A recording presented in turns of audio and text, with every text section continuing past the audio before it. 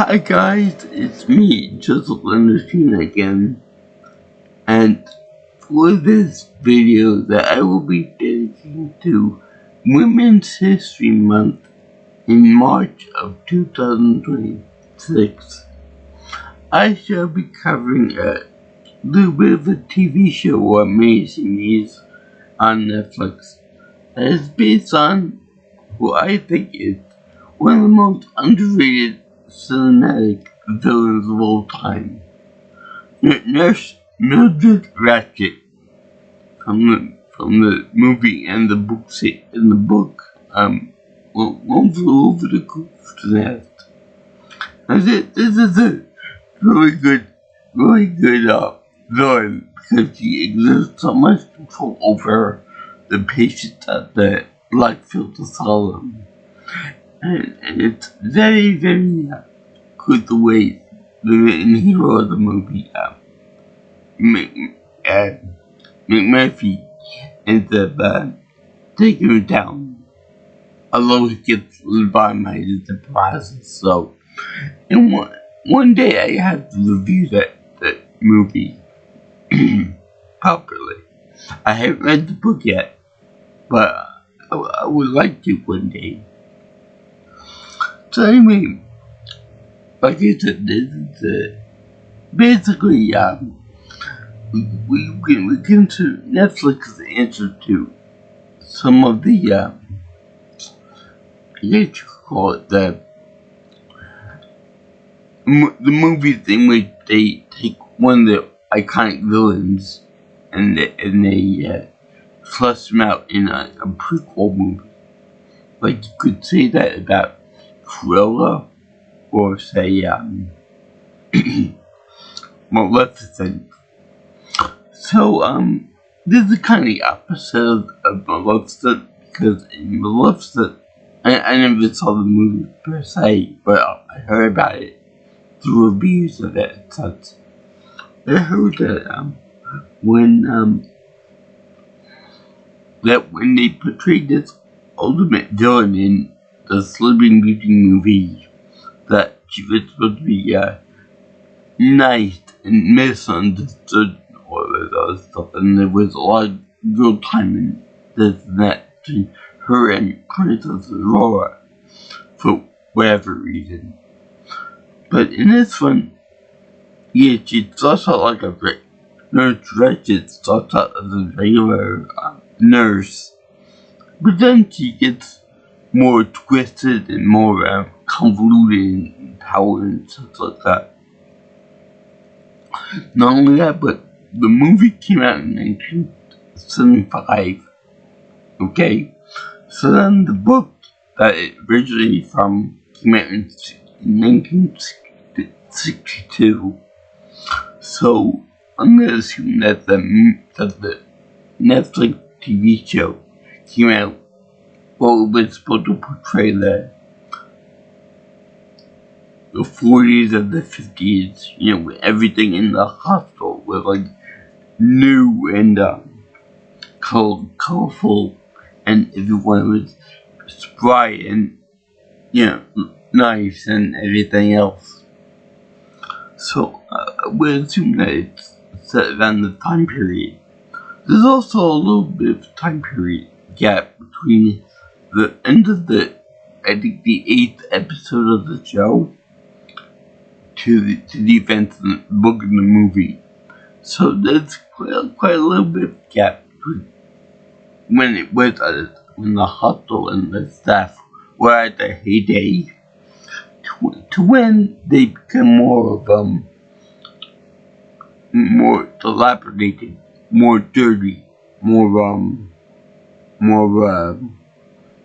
desensitized to the idea about certain medical procedures. So yeah, this show is actually pretty cool in that it shows Mildred Ratch'd's rise to power and infamy, kind of like Scarface. In his movie. Now when I said that this is thankful Women's History Month. We assume that that I'm gonna be doing another video about a comedy star like Luther Wall that's coming, or say another superhero like Wonder Woman, Black Widow, etc., etc., etc. I don't have the Black Widow movie, but I would like to see it one day. So but this movie is about a woman that just happened to be a villain, a pure villain. Now, I'm gonna just go on a limb here and say that most of the stuff that I'm gonna mention in this little thing about the show is not featured in the book. Because I think that when the guy wrote the book, Ken Kinsey, was supposed to talk about the major issues with the medical profession and the absolute disdain for patients in the mental hospitals and whatnot of the 50s and the 40s and the 50s. How they don't really give a crap about people who are in there as patients. So I'm not going to talk about this one when I talk about the actual movie, because the movie is a gem. It's a pure, great film with Red Dwarf and Jack Nicholson. And the star of the show is Louise Fletcher, R.I.P., as Miss Nurse Ratch'd. Now, when you read her name in the movie, it's not Ratch'd with ED, it's Ratch'd with an apostrophe D. I believe that's the way they put it in the show. And anyway, that doesn't matter that much. But they have Sarah Paulson that plays the titular nurse. Yeah, and play the animatic Hello Nurse. Because let me just say that she plays a very attractive Nurse Ratch'd when she was younger. And I think that she could easily fit into the older version of Nurse Ratch'd from the movie and the book very well. We do give her that fancy curly hairstyle that Ratch'd has, which, by the way, was also featured in one of the episodes of Futurama, in which Philip Fry goes to a mental hospital for robots, and they show a Nurse Ratch'd robot, and that does be funny. So anyway, this whole thing about I wouldn't say a murderous nurse, but more of an angel of darkness, if you will. It's a staple in some fiction, and I really like it a lot, probably more than the killed clown stereotype about film and stuff, because these people have power over the sick, the sick and infirm, because the sick and infirm can't defend themselves against medical procedures, particularly if the patient's parents or loved ones don't really give a crap about them. So, while they're infirm, they're in complete custody and care of nurses and doctors. So wherever they say goes, pretty much they have the authority to do so, or at least in a fictional world. So I know I've experienced that too, where they have a certain amount of authority over me as a patient, because whenever I said I don't want I'm going to have a test done to myself. They say, but Joey, why don't you do this? It will help us it will help us cure whatever you have. You know, meaning my disability. I'm not talking about like a regular disease or something like the cold or the flu or smallpox, measles, or whatever I might theoretically have. But yeah, they're talking about my disability and such, and every single test that ever came out of it always came back a frustrating negative, or in the positive values on the normal range, whatever. So no one could actually pinpoint what I have. So every test they give me, some were quite a doozy. They produce no feasible or no tangible results that indicate what I have and what I don't have, and it would be impossible list of cures or whatever. But anyway, that's that. So pretty much the nurse stereotype can be seen as being a bad thing because they have certain power over patients. The more extreme version of that would be when in Kill Bill Volume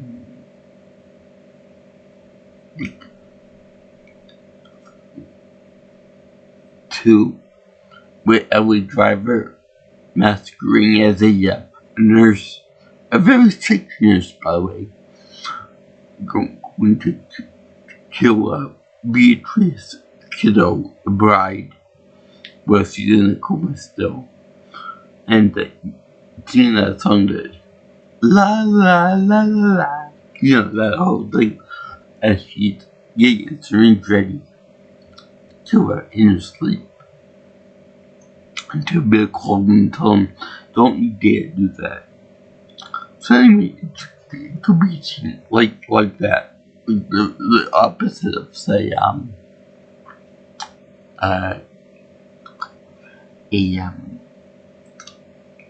a Florence Nightingale type of situation in which the nurse actually helps and then falls in love with the patient. God, I wish that exists in reality. But besides that, this show is actually pretty good because it introduces a bunch of characters that we normally wouldn't see otherwise. For example, they introduce Mildred's brother Edmund, which is a killer of, I think, like a little boy and a priest at one point. So he wasn't given a lot of care, and she thought that he was going to get a lethal injection, the more humane of the execution style. But the mayor, played by a cameo from Vincent D'Onofrio from the Netflix Daredevil and Men in Black and Full Metal Jacket. He wants to do the more sadistic option to be more Carnival Barker / to get more attention to the hospital, get more funding and such.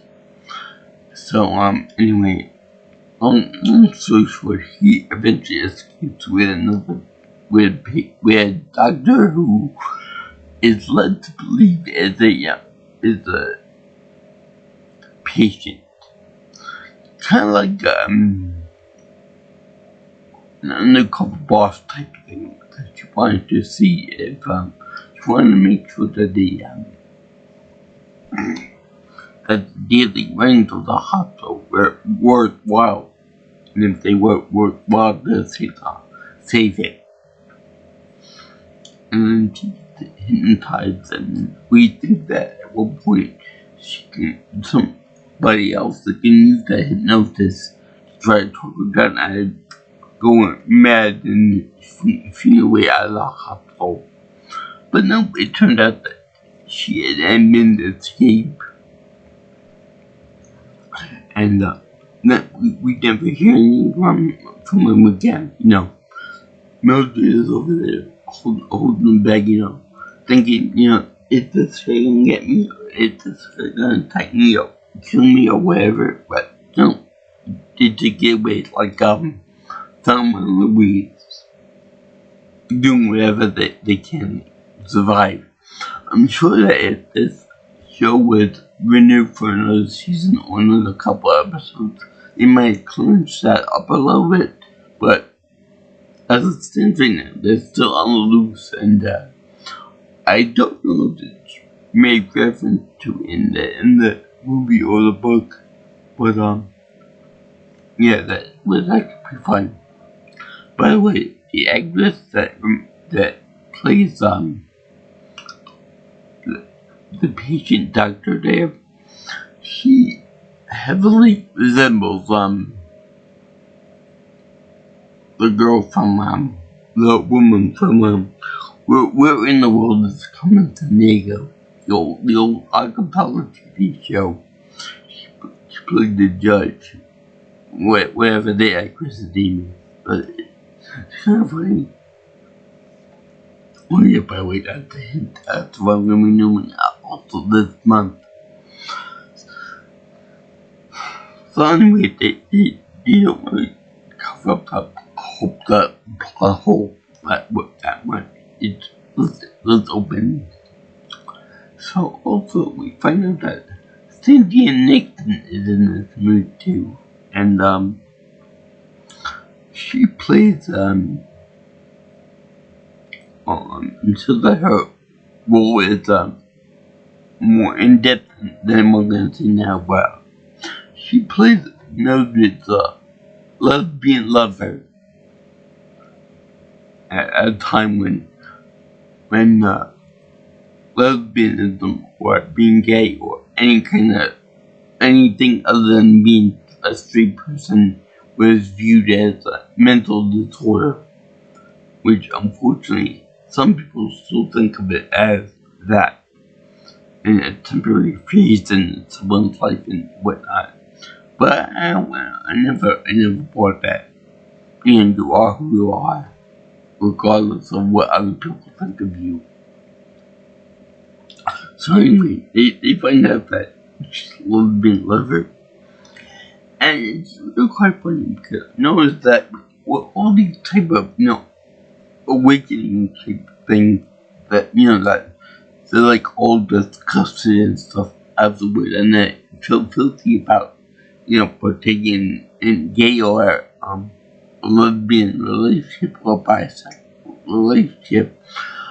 I find it quite interesting that they always feel disgusted after the fact, like after they copulate, after they have sex, after they have snoop.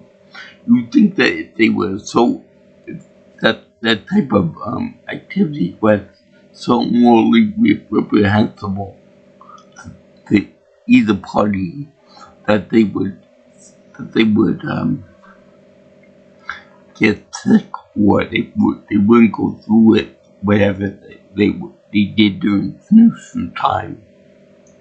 They would say something along the lines of, I can't do this, it's against my moral code, or oh my god, what will the neighbors think, or what will my religious clerics think, or whatever, priest or whatever. But I am happy that Cynthia Nixon and Sir Paulson were able to do it. They didn't do it on screen or anything. They just showed the after effects. And I know that Cynthia is a real lesbian in real life. I don't know about Paulson though, but yeah, did that well. He portrayed that pretty well. And in the show, they actually show them together in a resort, having fun and relaxing, except for the whole threat of Edmund coming in, attacking her, which is very funny. Another funny moment is when Edmund is led to a barn by Miss my nurse Ratch'd, trying to humanize her and stuff because it's a brother and such. So they show her trying to show him like an earthly pleasure like by having pet bunnies and be friendly with horses and farm animals and stuff. While there are guards present, of course. But I thought that when they were going to do that, they were going to have another nurse come in and show them another type of pleasure, like they did in the beginning of the show, when another blonde nurse that gets had a crush on him or something, the whole bad boy, the whole women like bad boys thing. You can't get any more bad than seeing getting into a relationship with a murderer. Did I mention that he looks like Thomas Hayden Church from Spider-Man 3? And he does. So anyway, they also have a thing where they have Mildred try to do a more traditional relationship with a guy, and he's in a hotel by the seaside, and it doesn't work out so well, kind of hinting that she doesn't like men. I don't know if that how lesbian thing is a point in the book or in the movie, but well, definitely not in the movie, but I don't know if there's a thing in the book about it.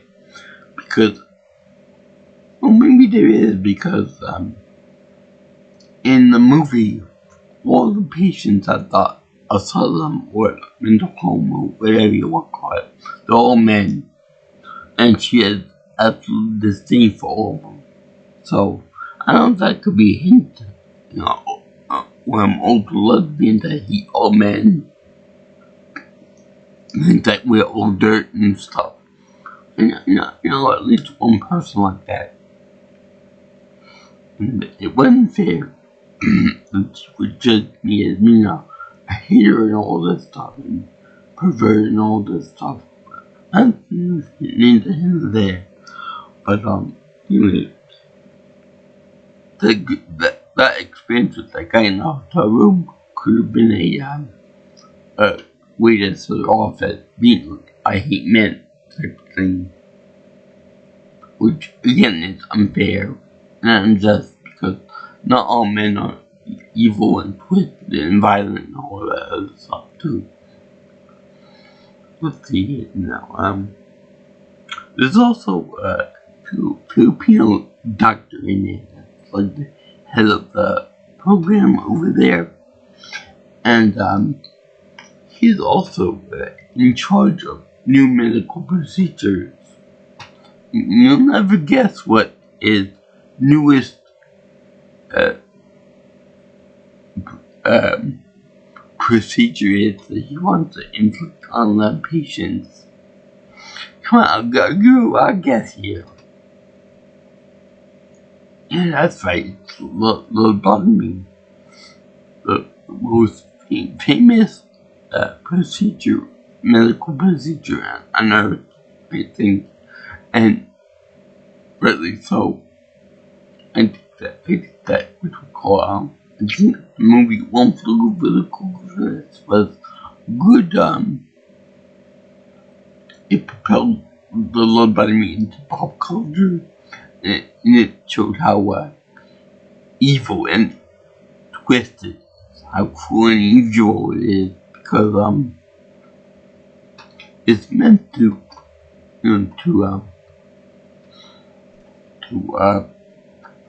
don't want to control, but it's meant to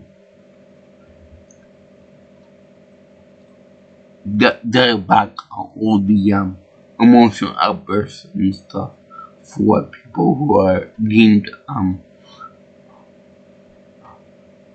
unable to control that by themselves. I know that there was one case that Tucker can get one of the Kennedys, and she was given a lobotomy, and afterwards she had this very weird smile on her face, much like that of the baby doll in Sucker Punch, in which she had like this,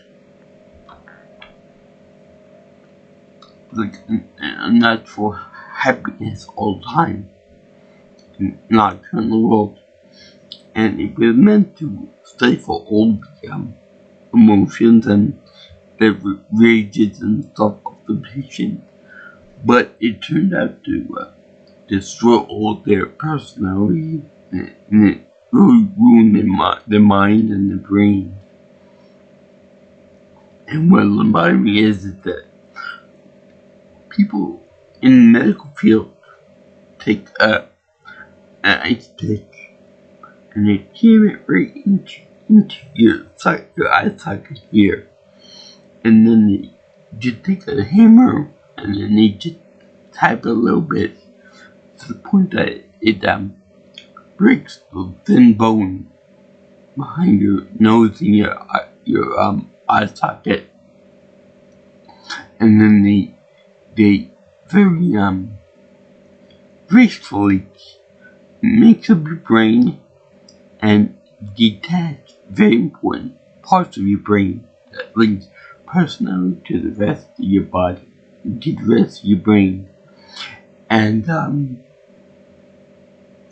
the people who are given this treatment are actually quite different. There's like all personality, all rage, and all depression, and I'm constantly happy all the time, and the expressions are pretty much blank.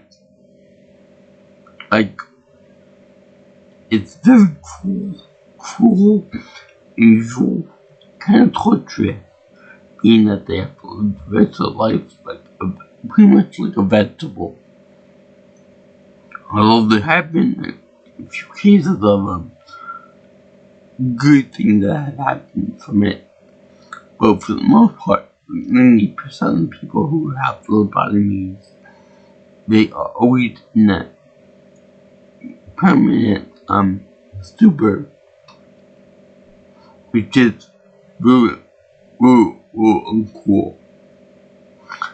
The fact that they would like to do this to a human being just to alleviate some aspects of their some negative aspects of the personality, the quirks and whatnot, to appease the, what is righteous and what proper in society. It just, it's like cruel. Because they can't control it. They can't control their mental issues before or after this little experimental thing is done. And then the lot of brain damage, and then many cases in a vegetative state, where they can only do like your basic function of picking up stuff, feeding themselves, or using the bathroom. That's about it. There is no life, there is no joy, there is no happiness. Just a mindless husk of a person. They can't really learn anything new. can't even enjoy life. They're just, uh, they're just being with a usually with an unusual and creepy type of grin on their face. That's it. And it's got that wants to perpetuate the whole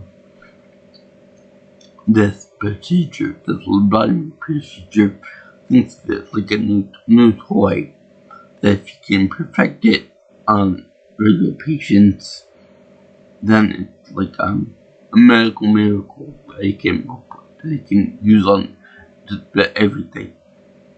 And remember how I said that they use ice pick and a hammer to do it? Well, it turns out that this guy, when he's watching somebody else do it, and that guy is the guy that invented it. I think he's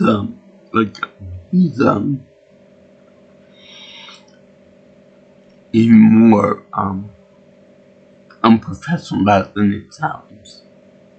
Again, he can hit a hammer and destroy the brain tissue and connecting it therein. Sounds really horrible, really unprofessional and uncouth and creepy and disturbing and such. But to think of it like this, think of it like this guy that made the procedure, this simple, easy procedure. He does it with the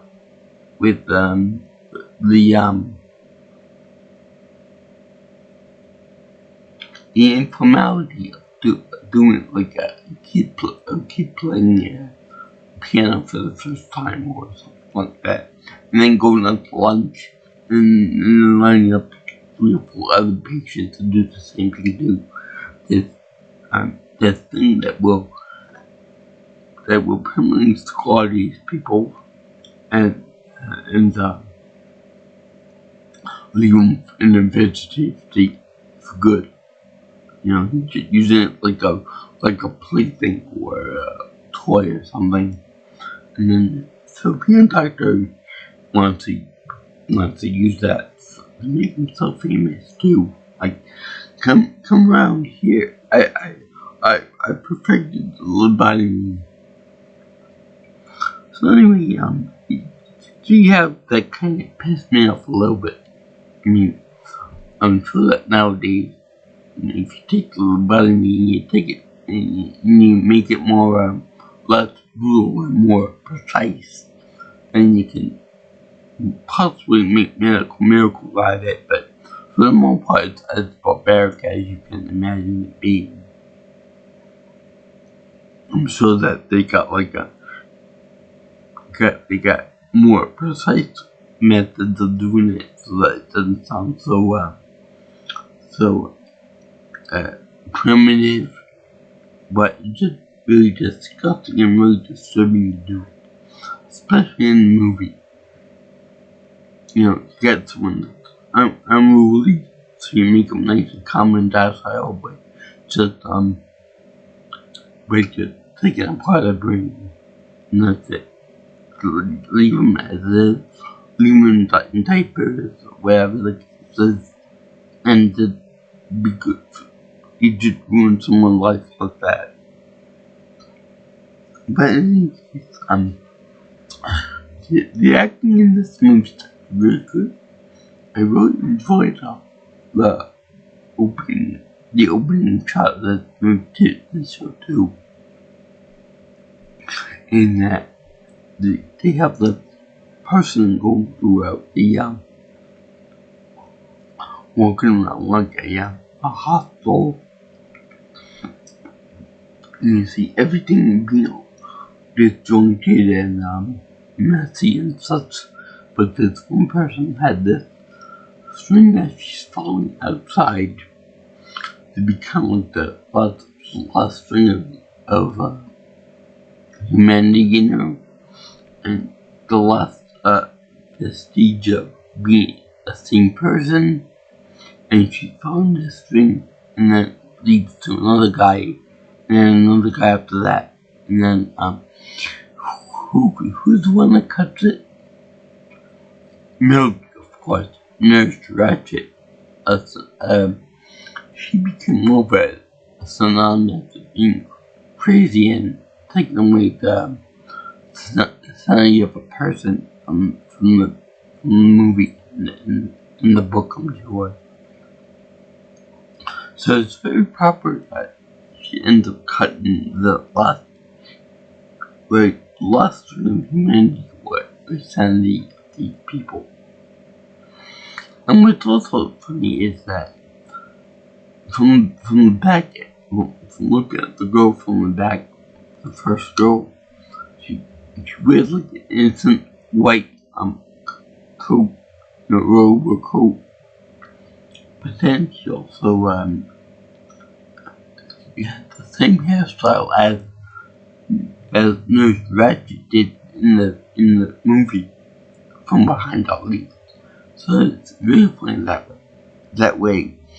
I don't know if there's a metaphor for her cutting the patient off of being seen and such. But or it could just be her last amount of humanity coming leaving her, until she becomes a monster and a power beast herself. Because during the course of the show, she goes from being a regular sub-nurse to going to the head nurse through various, backstabbing and various other methods to become the head nurse. Like in the movie, in the book. Very well done, though. I will like to see a bunch of people from the book and the movie appear as younger versions of themselves, like a Martini, like the other people in the show, as a to lead up to the book and the movie. Since right now, this show is pretty good. I hope that they ever make a sequel or season 2 for it, because it's really quite nice. And I like the way she isn't originally a bad person. She's just a person doing her job, but then eventually she gets into a more powerful position and likes it. Until she doesn't want anybody else getting away of doing things her way. Which is something like the ultimate bad girl in the medical field. And we always have an image of a nurse as being a helpful person, getting into the worst of times. But this woman is actually pretty badass and pretty confrontational as far as the medical views go. Yeah, I like it. I like the whole setting of the hospital as a beautiful place, a beautiful little retirement community in the 40s and the 50s. It's kind of nice, colorful and vibrant. It doesn't look anything like the hospital from the book in the movie. Because in the movie, at least, it was a relatively small place. But this one is more, it stretches out more. It's got gardens, it's got the barn, it's got a nice parking lot. Which, by the way, she drives a blue coupe car. Which is kind of distinctive, kind of like Belle from Beauty and the Beast, when only blue. And it's quite nice. Even the cover art of the picture of her, of Ratch'd, shows her beautiful face being put that right in the middle, where she is pretty nice on one side, and horrific monster on the outside, which is, yeah, it's pretty nice. It's pretty symbolic of what she becomes in the movie, or in the book at least, meaning that she's like a nice person, yes, like Nurse Joy, but then when she gets to know her, she becomes an evil monster, like Maleficent, or like the evil queen from Snow White. Beautiful, but then she becomes a monster. So yeah, I like this a lot. I thank you for watching this little review of the 8-episode Netflix miniseries on Ratch'd. Played wonderfully by Miss Sarah Paulson. She's awesome. Although I would like to see her calling McMurphy on a microphone. That would be something special. But otherwise, be fun. But yeah, it is the Women's History Month in March 2026.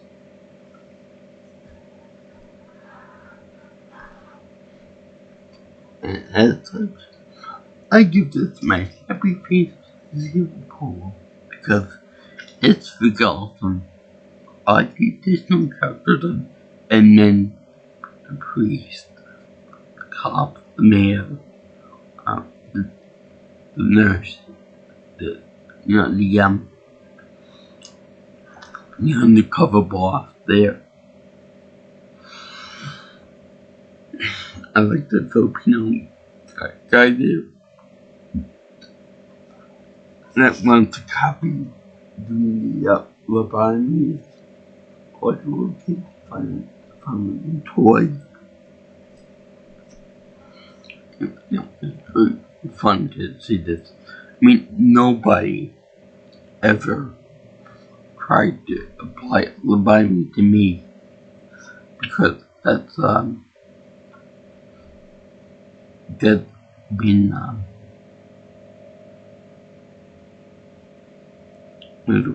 that's been discounted as medical breakthrough and more of a torture thing, and it's illegal now to do it to anybody. Knowing that, but it was very it was even more cool with the guy just said that, I'm doing this patient next, and then he would do like 3 or 4 other patients after that before lunch. And then I think at one point a few of the people that were watching it were actually fainting and puking from seeing it being done so casually. Except Mildred was looking at like with interest and saying like, how can I use it for my own endeavors? Yeah, that's pretty fun to see this things. Yeah, she found almost pleasure in certain aspects of medical science that we as human beings now would be disgusted by.